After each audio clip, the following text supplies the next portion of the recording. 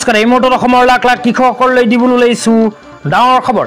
তো যিসকল কৃষকে ভিডিঅ'টোত ক্লিক কৰিছে অনুগ্ৰহ কৰি ভিডিঅ'টো স্কিপ নকৰি প্ৰথমৰ পৰা শেষলৈ চাই থাকিব, কিয়নো অহাকালি দিনৰ 12 বজাত লাখ লাখ কৃষকৰ বেংক একাউণ্টত ভাৰত চৰকাৰে সোমাই দিব চৰকাৰী ধন।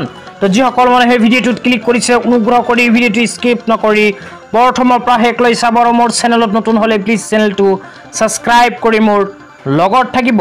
তো বলক ভিডিঅ'টো আৰম্ভ কৰি আজি কৃষকসকলৰ বাবে এখন গুৰুত্বপূৰ্ণ আপডেট জানি লওক। তো যিসকল কৃষকৰ নাম PM কিষাণ আঁচনিত অন্তৰ্ভুক্ত হৈ আছে সেইসকল কৃষকৰ বেংক একাউণ্টত অহাকালি দিনৰ 12 বজাত ভাৰতৰ প্ৰধানমন্ত্ৰী শ্ৰী নৰেন্দ্ৰ মোদী ডাঙৰীয়াই সোমাই দিব PM কিষাণ আঁচনিৰ ধন। তো PM কিষাণ আঁচনিলৈ এনেকৈ এখন আপডেট ইতিমধ্যে আমাৰ হাতত আহি পৰিছে। তো ইয়াতে কি লিখা আছে বিতংভাৱে পঢ়ি শুনাই দিছোঁ। তো ইয়াতে লিখা আছে this edition of PM Kisan distribution is special for Assam. The number of farmer beneficiaries has increased by 45% to 8.72 lakhs. Our aim is that 100% to eligible farmer avail the unique benefits by Honorable PM. Towards this, we've been working proactively in villages to increase enrollment. তো PM Kisan আঁচনিলৈ এনেকৈ এখন update চৰকাৰৰ ফালৰ পৰা আগতীয়াকৈ প্ৰদান কৰিছে। ইয়াৰ উপৰি আপোনালোকক দেখুৱাই আছোঁ যে অহাকালি অসমৰ কোনখন জিলাত কিমানজন কৃষকসকলে নিজৰ বেংক একাউণ্টত PM কিষাণ আঁচনিৰ 18 নম্বৰ কিস্তি 2000 টকা লাভ কৰিব আপোনালোকক বিতংভাৱে জনাইছোঁ। অনুগ্ৰহ কৰি ভিডিঅ'টো স্কিপ নকৰি প্ৰথমৰ পৰা শেষলৈ চাই থাকিব। তো এই বিষয়ত আপোনালোকে মোবাইল স্ক্ৰীনত চাব পাৰিছে চৰকাৰৰ ফালৰ পৰা আগতীয়াকৈ এনেকৈ এখন আপডেট প্ৰদান কৰা হৈছে।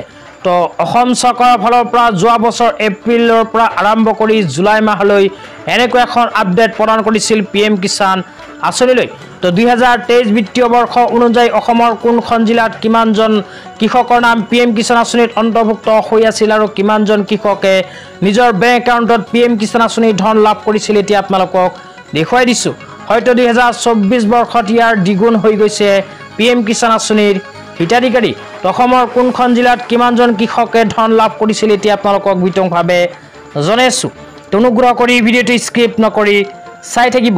তো ইয়াতে 1 নম্বৰত কৈছে বাক্সাত 36,000, বৰপেটাত 61,000, বিশ্বনাথত 70,000, বঙাইগাঁৱত 27,000, কাছাৰত 31,000, চৰাইদেউত 70,000, চিৰাঙত 22,000। তাৰপিছত কোৱা হৈছে দৰঙত 45,000, ধেমাজিত 24,000, ধুবুৰীত 30,000, ডিব্ৰুগড়ত 28,000, ডিমা হাছাওত 6,000, গোৱালপাৰাত 21,000, গোলাঘাটত 31,000, হাইলাকান্দিত 46,000, হোজাইত 16,000 আৰু যোৰহাটত 21,000।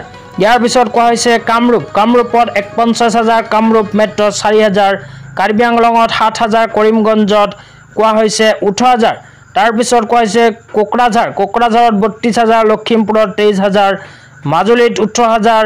তাৰপিছত কোৱা হৈছে মৰিগাঁৱত 24,000, নগাঁৱত হ'ল 30,000, নলবাৰীত 40,000, শিৱসাগৰত 29,000, শোণিতপুৰত 19,000, চাউথ চালমাৰাত 14,000, তিনিচুকীয়াত 23,000 আৰু ওদালগুৰিত 41,000।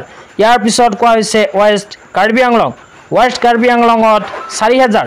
তো অসমত 8,72,445 গৰাকী কৃষকৰ নাম অন্তৰ্ভুক্ত হৈ আছিল 2023 বৰ্ষত PM কিষাণ আঁচনিত। তো 2024 বৰ্ষত হয়তো ইয়াৰ দ্বিগুণ হৈ গৈছে। তো এইসকল কৃষকে অহাকালি নিজৰ বেংক একাউণ্টত লাভ কৰিব PM কিষাণ আঁচনিৰ 18 নম্বৰ কিস্তি 2000 টকা। তো আজি ইমানেই, ধন্যবাদ।